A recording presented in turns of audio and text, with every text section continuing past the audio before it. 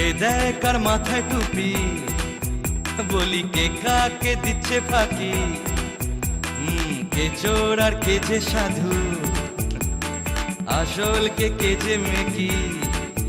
বলবে গোপাল ভাঁড়, বলবে গোপাল ভাঁড়, আসবে গোপাল ভাঁড়, বলবে গোপাল ভাঁড়। একটু মধু একটু তিতা, বাস্তবটা গল্পে গাথা, পাঁচমিশালি রঙ্গ নিয়ে হাসির উপহার। হাজির গোপাল ভাঁড়, হাজির গোপাল ভাঁড়, সেই গোপাল ভাঁড়, বলবে গোপাল ভাঁড়। এমন চরিত্র বড়ই বিচিত্র, তালে ডোলে ডামা ডোলে দেখো শুধু নৃত্য। এমন চরিত্র, কান চেপে শোনো শুধু, মুখ বুঝে ভাবো শুধু, চোখ বুঝে দেখো শুধু। আসবে গোপাল ভাঁড়, বলবে গোপাল ভাঁড়, দেখবে গোপাল ভাঁড়, সেই গোপাল ভাঁড়, বলবে গোপাল ভাঁড়।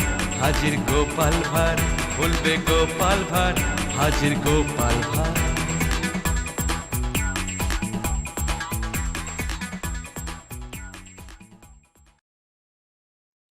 এবারের গল্প জোলাপের কেরামতি। ওহ, দেখতে দেখতে শীত কেটে বসন্ত এলো। হ্যাঁ, যেমন এলো প্রকৃতিতে তেমনি এলো লোকের ঘরে। সত্যি গোপাল, তোমার মুখে কোনো লাগাম নেই। কি করে থাকবে মহারাজ? আমার মুখ কি ঘোড়ার মুখ নাকি যে লাগাম থাকবে? না, চলো একটু রাজ উদ্যান থেকে ঘুরে আসি। তাই চলুন মহারাজ।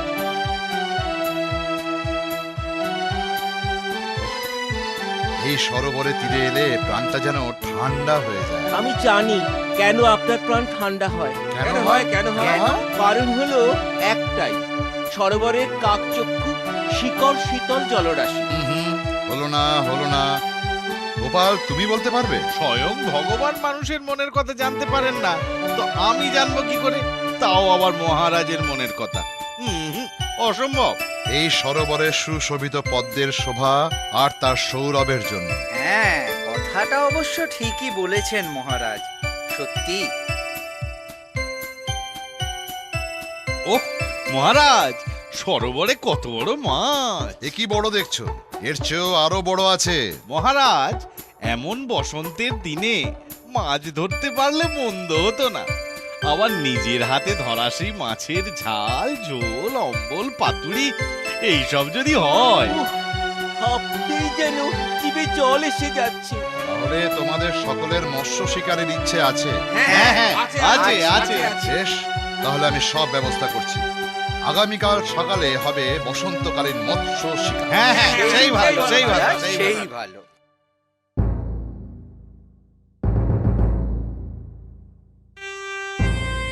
কেন মালি, ওই সরোবরে মৎস্য শিকারে অসুবিধা কোথায়?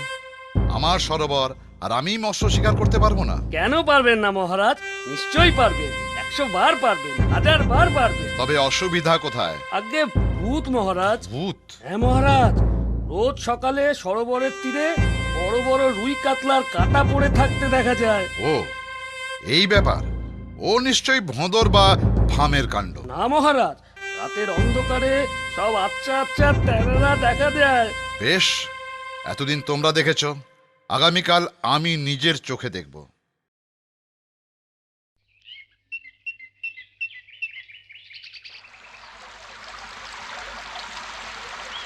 সে কি মহারাজ, তবে তো ভয়ানক ব্যাপার। চোর ডাকাতের হাত থেকে বাঁচা যায়, কিন্তু ভূত, না বাবা না, বাঁচা একদম অসম্ভব। গোপাল, তুমি ভূতে বিশ্বাস করো?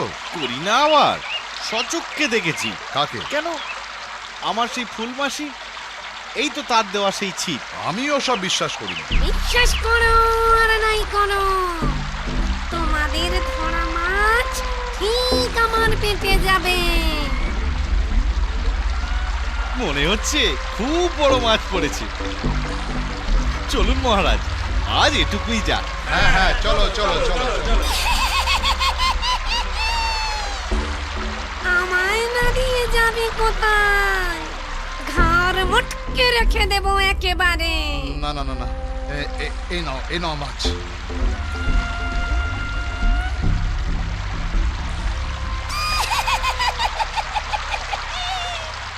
বড়ই সুস্বাদু মাছ। যা, তোদের আর ঘাট মটকালাম না।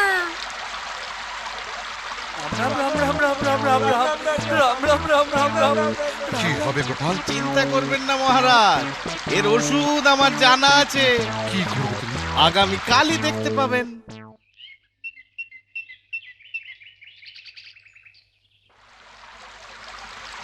মহারাজ, আবার বড় মাছ উঠেছে। মাছ?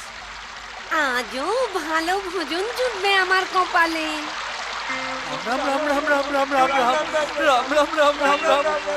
কই দে মাছটা দে। দাঁড়াও ভাই, নিন হালুন মহারাজ। হ্যাঁ, ভালি।